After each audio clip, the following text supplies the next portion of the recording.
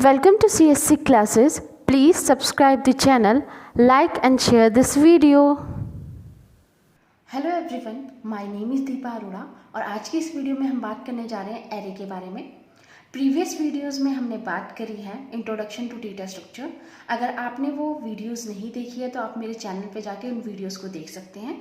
Videos का link मैं description box में और आई बटन पे लगा दूंगी, आप वहाँ से भी जाके वीडियोस को देख सकते हैं। स्टार्ट करते हैं आज की वीडियो। एरे, सबसे पहले बात करते हैं what is the need of array. देखिए, हमारे पास सी प्रोग्रामिंग लैंग्वेज में वेरिएबल था, फिर हमें एरे की रिक्वायरमेंट क्यों हुई, तो इस बात को समझते हैं कि जब भी किसी प्रीवियस टेक्नोलॉजी में कोई भी लिमिटेशन होती है तो उस लिमिटेशन को दूर करने के लिए कोई भी नई टेक्नोलॉजी इन्वेंट की जाती है। वेरिएबल में क्या होता था, हमने अपनी previous video abstract data type में ही पढ़ा था कि वेरिएबल एक कंटेनर होते हैं जो क्या करते हैं, वैल्यूज को क्या करते हैं, होल्ड करते हैं। वेरिएबल की क्वालिटी क्या थी कि वेरिएबल एक टाइम पे सिर्फ एक ही वैल्यू को होल्ड करता है। ड्यूरिंग द प्रोग्राम हम वैल्यू को चेंज कर सकते हैं, लेकिन एट द एंड ये लेगा एक ही वैल्यू। तो अगर मैं बात करती हूँ कि मुझे एक से ज्यादा वैल्यू को स्टोर कराना है तो मुझे कितने वेरिएबल लेने होंगे, जितनी हमें मिनिमम वैल्यू स्टोर करानी है। तो अगर मैं कहूँ कि एक क्लास में 30 स्टूडेंट्स हैं और उनके हमें मार्क्स का एवरेज लेना है तो हमें कितने वेरिएबल लेने पड़ेंगे, 30 वेरिएबल्स लेने पड़ेंगे।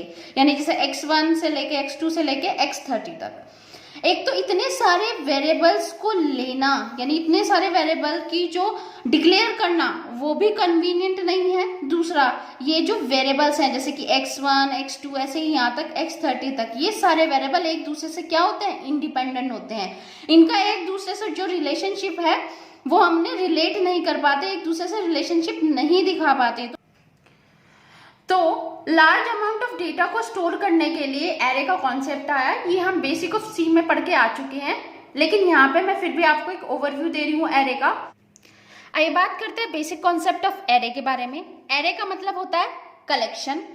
हमने टाइप्स ऑफ डेटा स्ट्रक्चर में भी बात करी थी कि एरे यूज होता है स्टोर करने के लिए एलिमेंट्स को, कैसे टाइप के, सिमिलर टाइप के, सेम टाइप के। मतलब या तो सारे इंटीजर स्टोर होंगे या सारे कैरेक्टर स्टोर होंगे या फिर फ्लोट या फिर डबल स्टोर होंगे। एक और बात है एरे में कि इसमें जो डेटा एलिमेंट स्टोर होते हैं वो कंटिन्यूस मेमोरी लोकेशन में स्टोर होते हैं, यानी एक के बाद एक के बाद एक मेमोरी लोकेशन में हम क्या करेंगे, स्टोर करेंगे अपने एलिमेंट्स को। अब बात करते हैं डेफिनेशन ऑफ एरे के बारे में।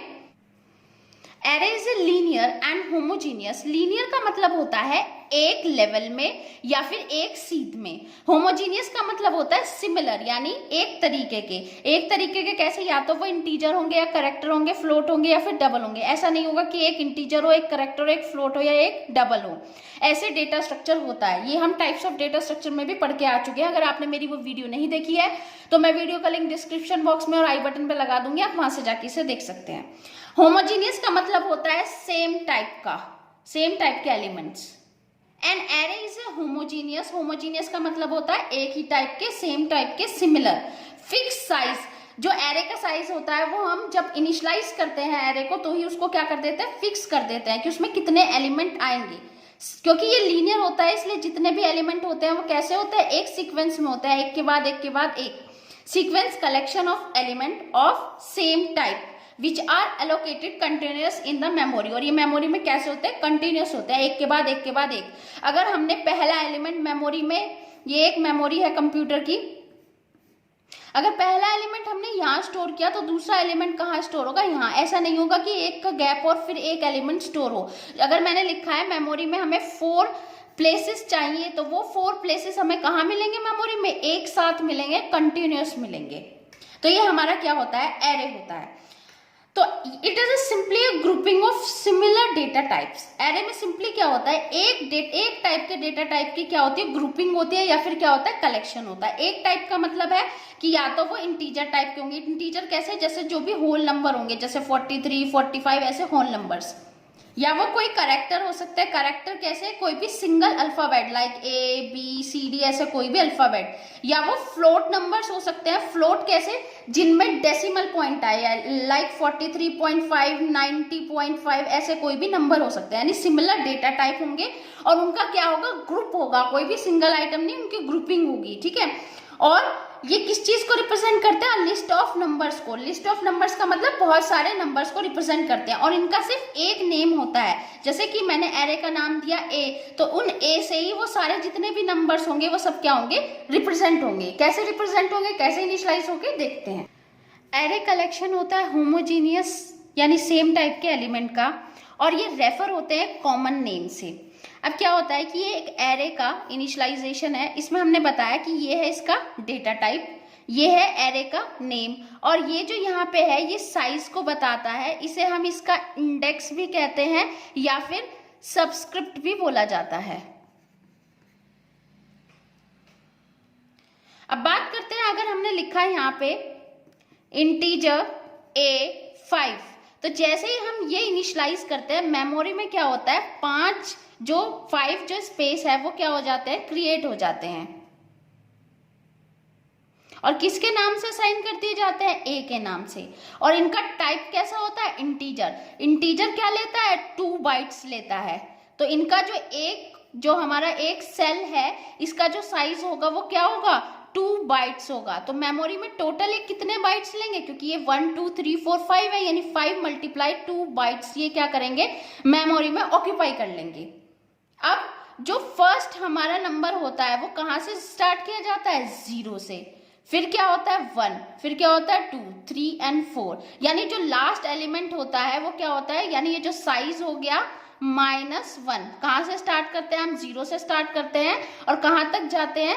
टोटल जो ये हमारा साइज है -1। ये चीज हमने यहाँ पे बताई हुई है कि फर्स्ट एलिमेंट का इंडेक्स क्या होता है?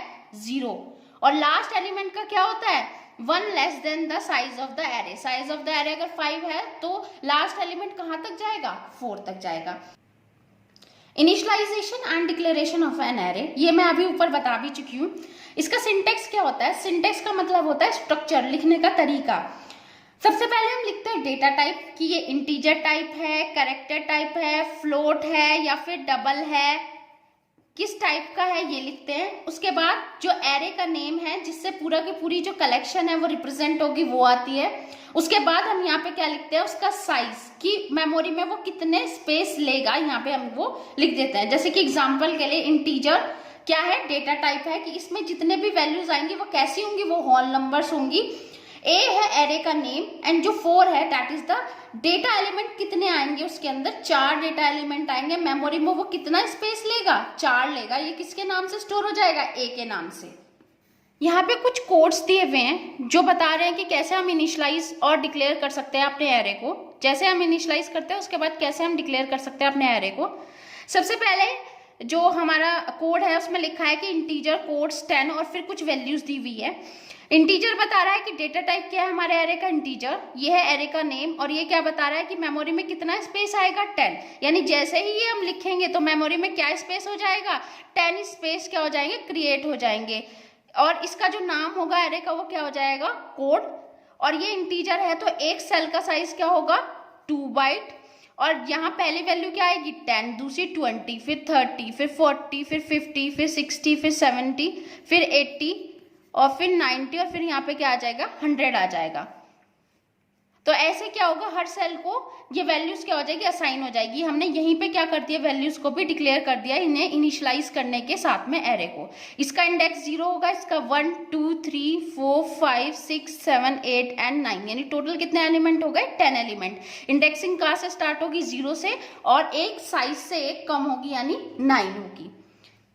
सेकंड कोड को देखते हैं। इसमें हमने फर्स्ट बताया कि क्या डेटा टाइप है हमारे एरे का, ये एरे का नेम है, ये एरे का साइज है, और ये एरे के एलिमेंट हमने क्या किए? डिक्लेयर किए हैं। तो जैसे ये कोड हम लिखेंगे वैसे ही मेमोरी के अंदर 10 स्पेस कंटिन्यूअस क्या हो जाएंगे? असाइन हो जाएंगे। किसके लिए? कोड के लिए। और यहाँ पे 2 वैल्यू असाइन होंगी क्योंकि हमने 2 वैल्यू दिया है। बाकी जो 8 वैल्यूज है हमारी वो क्या होंगी? खाली छुट्टी होंगी, तो वो गार्बेज वैल्यूज भी ले सकती हैं। यहाँ पे इंडेक्स करेंगे तो 0 1 2 3 4 5 6 7 8 9, वही 0 से लेके 9 यानी साइज -1 तक जाएगा। नेक्स्ट कोड को देखते हैं तो वहां पे लिखा है इंटीजर कोड्स 10, यानी ये है डेटा टाइप, बता रहा है कि इसका डेटा टाइप कैसा है, इंटीजर है, यानी ये क्या लेगा, 2 बाइट्स लेगा। नेम क्या है इसका, कोड्स, और कितने मेमोरी में स्पेस ले रहा है, 10 कंटिन्यूअस सेल्स को ये ले रहा है मेमोरी के अंदर। एक सेल का साइज क्या है, 2 बाइट्स, और इसने कोई भी वेरिएबल्स को क्या नहीं किया है, अभी डिक्लेयर नहीं किया है, तो इनिशियल में गार्बेज वैल्यू ले सकता है, लेकिन अगर हम रन टाइम में अपने वैल्यूज को दे देंगे तो वहां से ये वैल्यूज को क्या कर लेगा, फिल कर लेगा। तो स्टार्ट करते हैं कैरेक्टरिस्टिक्स ऑफ एन एरे को। तो सबसे पहले बात आती है कि जो एरे एलिमेंट्स होते हैं वो स्टोर होते हैं कंटिन्यूअस मेमोरी लोकेशन में, यानी सक्सेसिव मेमोरी लोकेशंस में। यहाँ हम इसे एक सी प्रोग्राम के थ्रू समझते हैं। सबसे पहले हमने यहाँ पे 2 हेडर फाइल्स लगाई हुई हैं। पहली हेडर फाइल है स्टैंडर्ड इनपुट आउटपुट, जो कि एक स्टैंडर्ड लाइब्रेरी है और ये इंक्लूड करती है प्रिंटफ और स्कैनफ फंक्शंस को। सेकेंड फाइल है कंसोल इनपुट आउटपुट, ये इंक्लूड करती है CLR, CR और getch को। मेन है, मेन प्रोग्राम में ये बताता है कंपाइलर को कि यहाँ से प्रोग्रामिंग कोड स्टार्ट हुआ है। तो अब देखते हैं कि हमने एक एरे को इनिशियलाइज किया है और डिक्लेयर किया है। एरे किस टाइप का है, इंटीजर डेटा टाइप का है। एरे का नेम क्या है, नंबर, और कितना साइज मेमोरी के अंदर ले रहा है, 4। तो जैसे ही ये प्रोग्राम हम लिखेंगे, जैसे ये लाइन हम लिखेंगे, तो मेमोरी के अंदर क्या हो जाएगा, 4 साइज बन जाएंगे, जिसको किसको साइन कर दिए जाएंगे, नंबर को। एक सेल का क्या होगा, 2 बाइट्स क्या होगी हमारा साइज होगा, और ये जो एलिमेंट्स है वो इसमें असाइन हो जाएंगे। इसका इंडेक्स 0 होगा, 1 होगा, 2 होगा और 3 होगा, यानी 0 से लेके साइज -1 तक क्या चलेंगे, हमारे इंडेक्स चलेंगे। इसके बाद हमने क्या किया है, जो प्रीवियस प्रोग्राम के आउटपुट को क्लियर करने के लिए, स्क्रीन को क्लियर करने के लिए हमने यहाँ पे ये फंक्शन चलाया है। उसके बाद हमने प्रिंटफ में, यानी आउटपुट देखने के लिए जो चीज हमें शो करनी होती है वो चीज हम प्रिंटफ के थ्रू देखते हैं। यहाँ पे हमें क्या देखना है, value of the first index number क्या है और उसका एड्रेस क्या है। क्योंकि वैल्यू के लिए हम यहाँ पे एंड नहीं लगाते और एड्रेस के लिए हम यहाँ पे क्या लगा दिया, हमने एंड लगा दिया। एरे का क्या लिखती है, जो भी हमें जिस पोजीशन पे यहाँ पे वैल्यू को देखना है वो हमने यहाँ पे लिख दिया है। अब इसी चीज को, अब हमें क्या, ये तो हमने फर्स्ट इंडेक्स की देखी, अब हमने सेकंड इंडेक्स देखना था, तो इसके लिए भी हमने सेम यहाँ पे वैल्यू सेकंड इंडेक्स के लिए क्या करने के लिए देखी है, प्रिंट करने के लिए, देखने के लिए यहाँ पे लगाई है।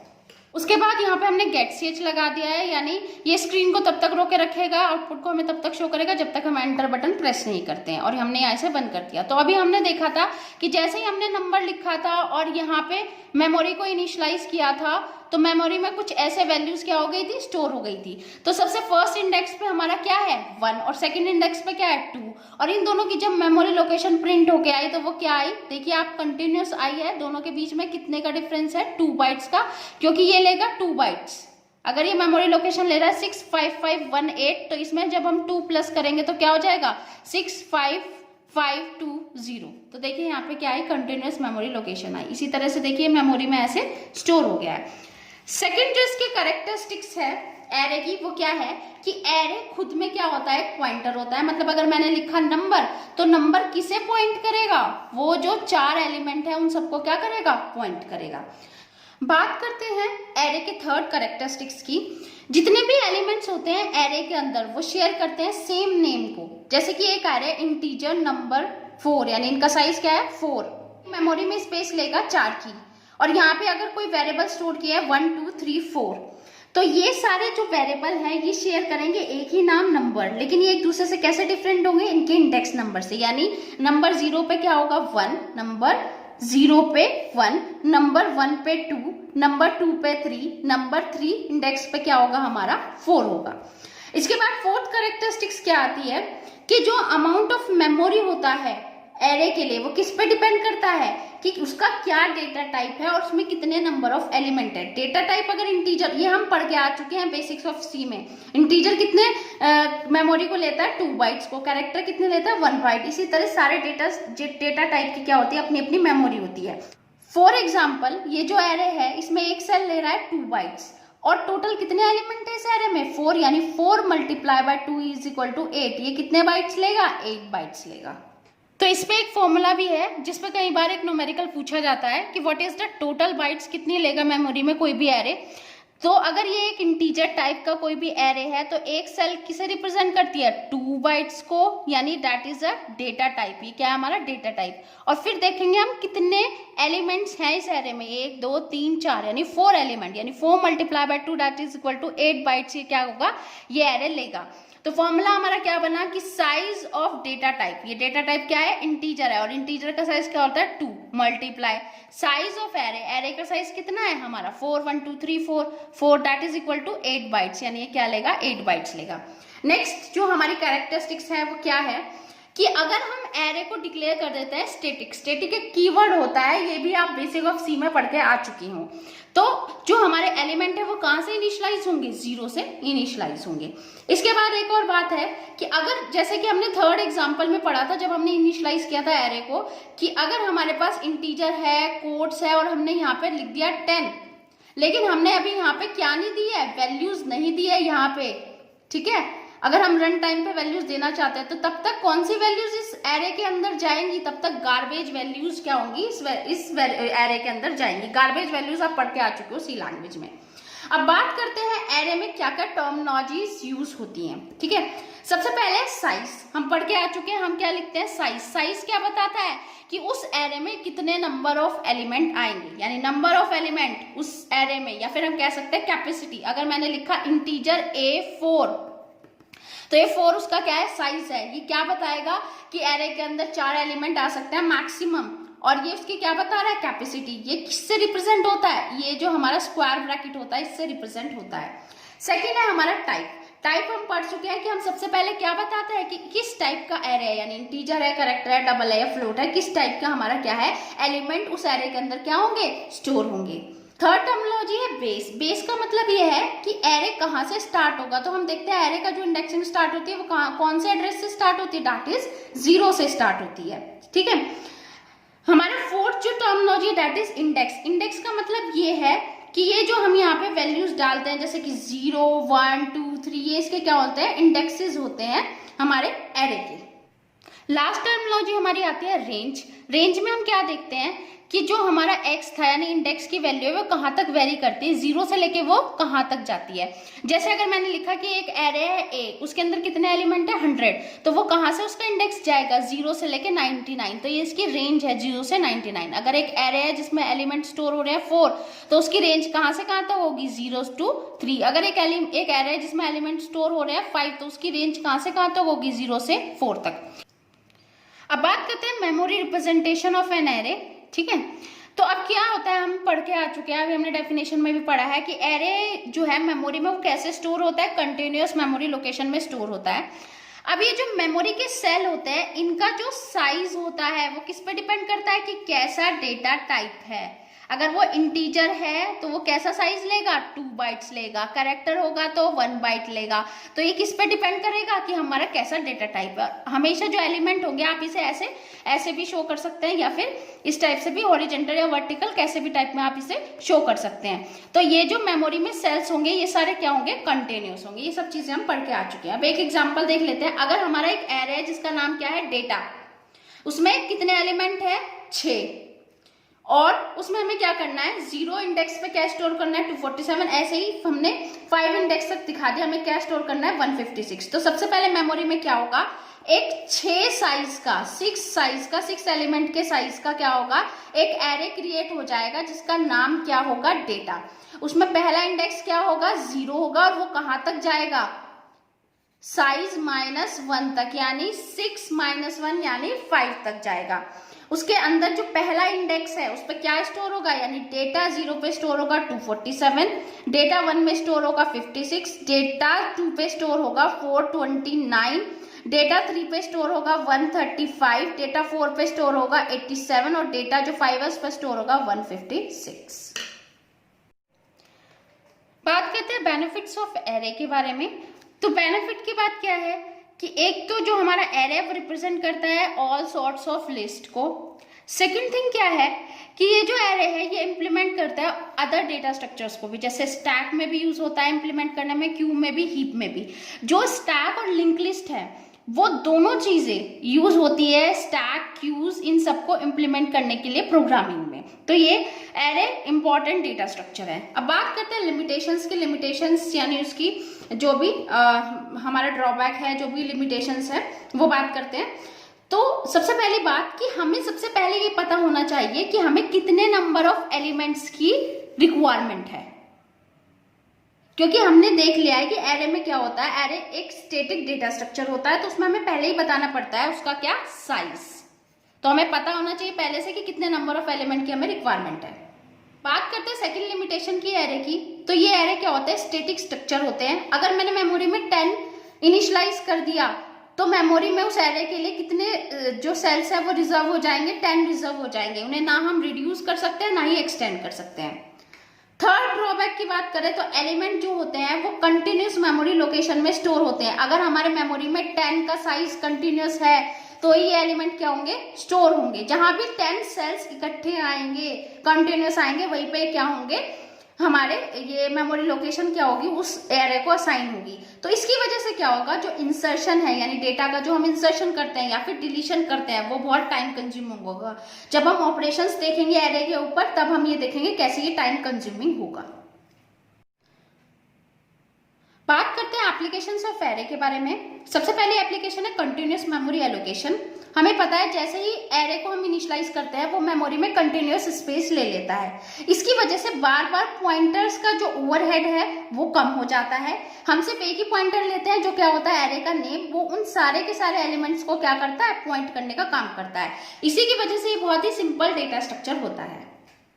सेकेंड एप्लीकेशन है एरे की इंडेक्स स्टोरेज। हमें पता है कि जो हमारे एलिमेंट स्टोर होते हैं उनका कुछ ना कुछ क्या होता है, इंडेक्स होता है, जैसे 0 से लेके 3 तक। तो इंडेक्स की वजह से क्या होता है, इनका जो सिक्वेंशियल यानी एक के बाद एक एक्सेस जो होता है वो हमारा बहुत ईजी हो जाता है सिक्वेंशियल एक्सेस करना इनके इन इंडेक्सेस की वजह से। थर्ड एडवांटेज की बात करें तो वह है ग्रुपिंग ऑफ सिमिलर वेरिएबल। हम क्या करते हैं, कलेक्शन होता है एरे सिमिलर डेटा टाइप्स का। तो इसकी वजह से क्या होता है, अगर मैंने एक बार लिख दिया इंटीजर a 100 तो ये 100 के 100 जो वेरिएबल है वो क्या हो गए, इनिशियलाइज हो गए। जबकि सी में क्या होता था, अगर मुझे इन्हीं 100 वेरिएबल्स की वैल्यू को स्टोर करना है तो पहले मैं लूंगी इंटीजर a1 फिर उसकी वैल्यू को इनिशियलाइज कराऊंगी, ऐसे ही a2 फिर ऐसे ही कितने कराने पड़ेंगे 100। तो हमें मल्टीपल इनिशियलाइजेशन की जरूरत नहीं हुई यहाँ एरे में। लास्ट एप्लीकेशन है मैथमेटिकल ऑपरेशन ऑन मैट्रिक्स। जो मैट्रिक्स रिप्रेजेंट होती है वो एरे के थ्रू होती है क्योंकि वो कंटिन्यूअस मेमोरी लोकेशन लेते हैं एरे के थ्रू ही हम क्या करते हैं, जो भी सी प्रोग्रामिंग में एडिशन, सब्ट्रैक्शन, ट्रांसपोज जितनी भी ऑपरेशन परफॉर्म होते हैं मैट्रिक्स पे वो किसके थ्रू होते हैं, हमारे एरे रिप्रेजेंटेशन के थ्रू। तो आज हमने पढ़ा एरे के बारे में। नेक्स्ट वीडियोस में हम इसके टाइप्स के बारे में बात करेंगे कि कितने टाइप के एरे यूज होते हैं हमारे डेटा स्ट्रक्चर में। तो आप नेक्स्ट वीडियोस देखना ना भूलें। Thank you. I hope you all like my video. Please like and share this video and subscribe to my channel. Thank you.